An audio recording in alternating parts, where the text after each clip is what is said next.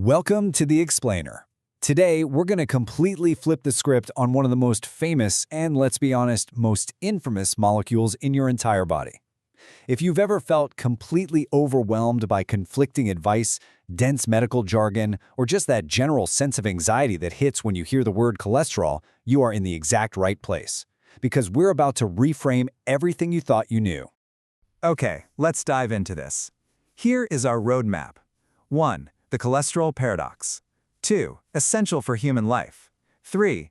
The big misunderstanding. 4. The silent plaque threat. And finally, 5. Managing your risk. Section 1. The cholesterol paradox, a vital molecule with a deadly reputation. Now, I want to ask you this directly. Is cholesterol really the enemy? I mean, we've all been conditioned to think of it as this dietary toxin, right? Something we need to just eradicate from our bloodstreams at all costs. The word itself conjures up images of clogged pipes and heart attacks. But as we're going to see, branding all cholesterol as inherently bad isn't just an oversimplification. It completely misses the biological reality of how our bodies actually work. Just think about this number for a second. 80%. Your own body naturally produces roughly 80% of your cholesterol. Only a tiny fraction actually comes from the food you eat. Your liver, your intestines, literally almost every nucleated cell in your body works around the clock to manufacture this stuff. Which kind of begs the question, why on earth would your body dedicate so much precious energy to making something that could kill you? Moving to Section 2, essential for human life, the building block of you.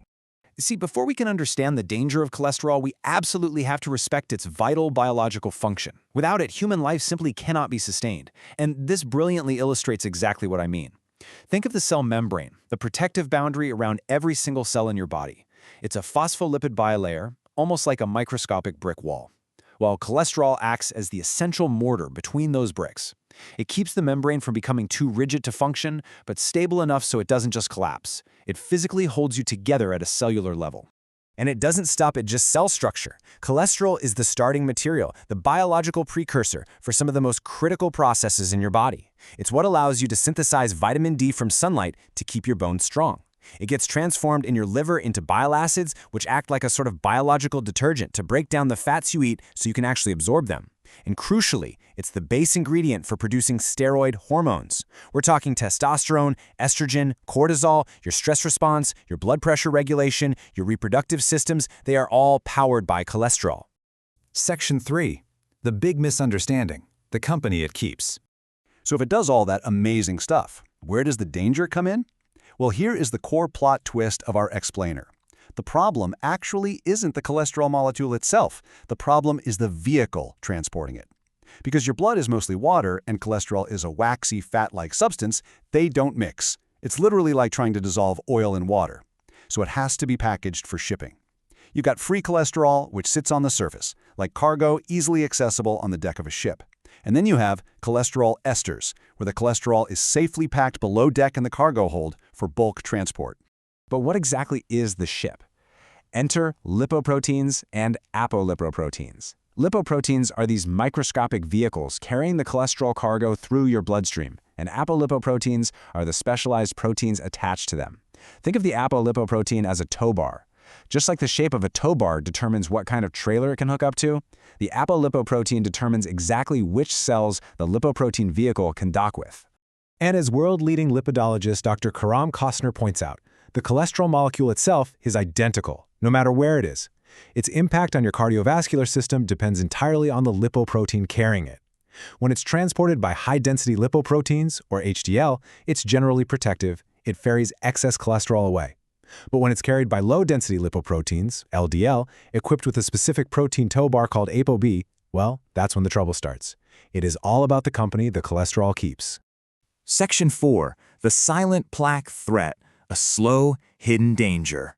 So what actually happens when there are just too many of these LDL transport vehicles cruising around in your blood? Preventative cardiologist Dr. Warwick Bishop offers a really critical insight here. Coronary artery disease is not some sudden, out-of-the-blue attack. It's a slow, silent continuum. When excess LDL particles circulate, they can actually penetrate the inner walls of your arteries and get trapped. And as this quote really highlights, the true danger is in the silence. High cholesterol has zero symptoms. You cannot feel it happening. This trapping of LDL particles and the plaque formation that follows can literally begin in your teenage years. It just builds up unnoticed over decades, completely under the radar, until it hits a critical threshold that chokes off blood flow. Now, what's really interesting about this slide is how clinical thresholds show us that risk exists on a measured continuum, from desirable all the way up to very high. When doctors tell you that you have high cholesterol, they're typically looking at these elevated LDL numbers. Because if your levels sit in those high or very high categories over a lifetime, the probability of those particles getting trapped in your arteries absolutely skyrockets. And this is the main conflict of our story, really. Atherosclerosis is the process that turns a life-giving substance into a deadly threat. When those LDL particles get trapped in the artery wall, your body's immune system panics. It recognizes them as foreign invaders and sends white blood cells to clean up the mess. But this immune response just fuels massive inflammation. The cells gorge on the trapped cholesterol, die off, and turn into this sticky, hardened plaque. Over time, this thickens and narrows the artery, eventually starving the heart or brain of oxygen, and boom, that's what leads to a heart attack or stroke. Section 5. Managing your risk. Taking charge of your levels. So how do we stop this silent cascade? I mean, understanding the science is fascinating, but empowering yourself to prevent this buildup is what's actually life-saving. While the visual of a smiling pill hugging a heart might seem a bit, lighthearted, the reality behind it is deeply serious. For folks with high LDL levels or those who've already had a cardiovascular event, cholesterol-lowering medications are an absolutely essential, life-saving reality. They represent the most direct way to drastically reduce the number of those dangerous LDL vehicles on the road. The cornerstone of these medications, statins. And statins work brilliantly by targeting the liver. Specifically, they block an enzyme called HMG-CoA reductase. Now, this enzyme is the catalyst your liver uses to manufacture its own cholesterol. When you block it, your liver says, hey, wait, I need more cholesterol. So it creates more LDL receptors on its surface. These receptors act like giant magnets, pulling those dangerous LDL particles straight out of your bloodstream so they can be cleared away. So the crucial point is this three-step approach to taking charge of your risk. Step 1, medication, for those whose risk profiles or genetics demand it. Step 2, lifestyle changes, because hey, while you can't out-eat genetics, a healthy diet and exercise work beautifully alongside medical treatments to protect your blood vessels. And step 3, regular monitoring. Remember, plaque builds in silence. The absolute only way to know your numbers is to test them. I want to leave you with this final thought. Now that you understand the dual nature of cholesterol, that it's literally the mortar holding your cells together, but also the silent cargo that can block your arteries, what are you going to do? Will you take control of your cholesterol narrative before it writes your ending? Preventative action is power, folks. Take this knowledge, have an informed conversation with your doctor, get those levels checked, and take charge of your heart health today. Thanks for joining me on this explainer, and stay curious.